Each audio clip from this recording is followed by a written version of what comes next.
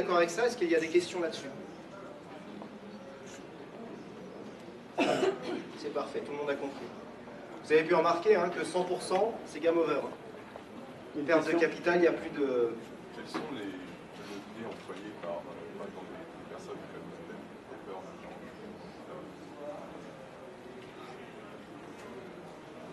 Je ne les connais pas avec certitude. Mais j'aurais tendance à dire que sur des gestions comme ça, moi j'aurais dit 5, des éléments. Non, j'ai pas d'éléments certains, mais 5 ça me paraît logique. Pour moi des gérants de fonds, ils vont pas beaucoup au-delà. Quand vous parlez à des professionnels, à des gérants, le levier, ils en prennent pas beaucoup. Hein, parce qu'ils le savent tout ça. Hein.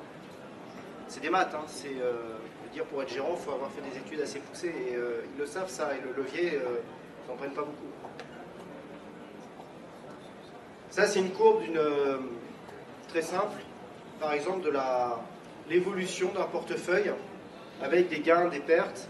Ça, c'est par exemple une courbe qu'on peut avoir avec un levier 1. Les traits qui sont en diagonale correspondent aux gains latents et aux pertes latentes.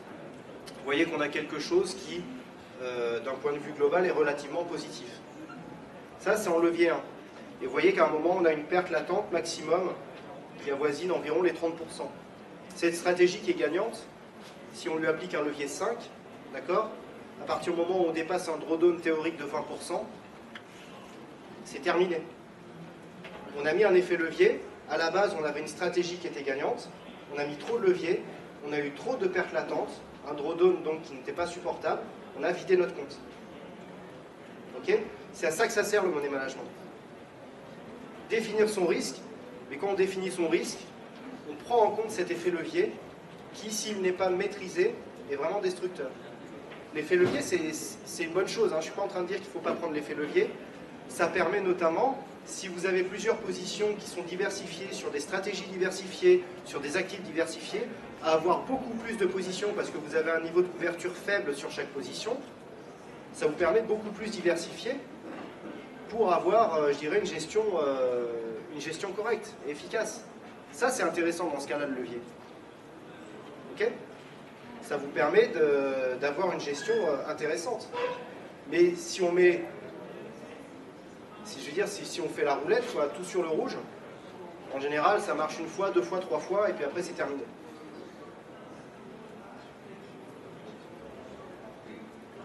Donc ça, c'est le money management.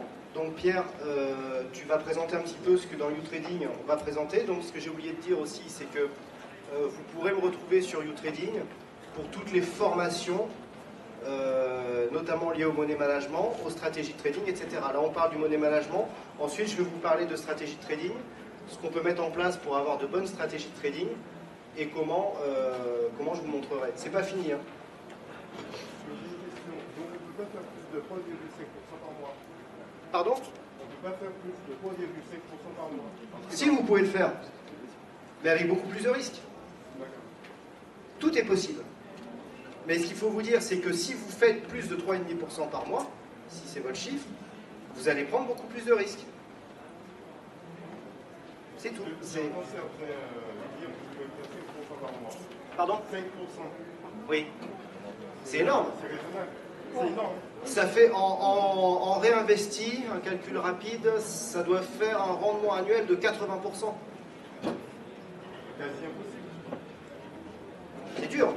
Le champion du monde, il n'y arrive pas, lui. Hein. Vous croyez que s'il arrivait à le faire, il se gênerait pour le faire?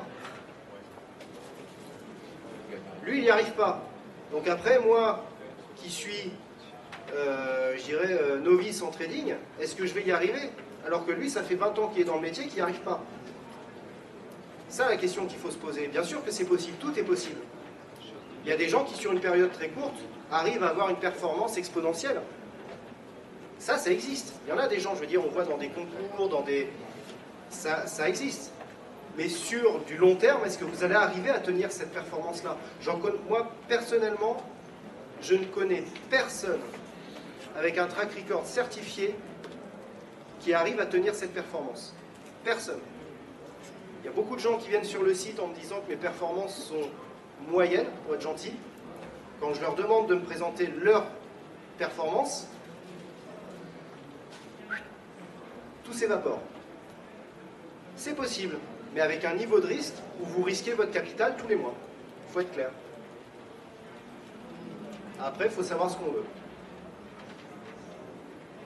Tu veux parler du money management sur le trading? Vas-y. Donc, bonjour à tous, pour tous ceux qui viennent de nous rejoindre, moi je suis Pierre Verret, donc je travaille pour le courtier Active Trades basé à Londres. Je suis plus précisément analyste U-Trading. U-Trading, qu'est-ce que c'est?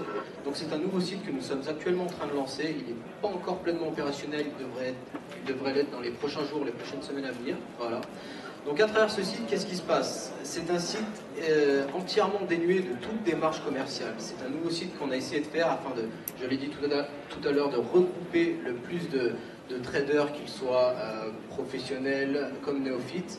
On va essayer d'apporter justement donc, tout un contenu sur une partie analytique, comme je l'ai dit tout à l'heure. Hein. On va parler un petit peu de tous les marchés. On va également avoir recours à des intervenants de qualité dont M. Santacreux fait partie. Hein. Il pourra nous expliquer un petit peu plus en détail finalement son process de gestion du risque qui, comme il l'a dit, est indispensable. C'est une question centrale finalement à déterminer lors de toute détermination de stratégie de trading finalement.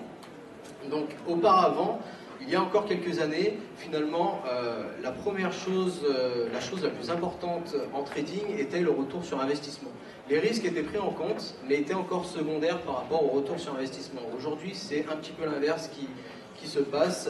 Disons que sans un money management clairement établi, bien construit, on ne peut arriver à aucun résultat sur le long terme. Moi, en tant qu'analyste, personnellement, je pense que M. Santacreux sera de mon avis sur ce point-là, un très bon analyste technique, quelqu'un qui sait anticiper les mouvements de marché, s'il n'a aucun money management, aucune gestion du risque, sur le long terme, il est mort. Il faut avoir un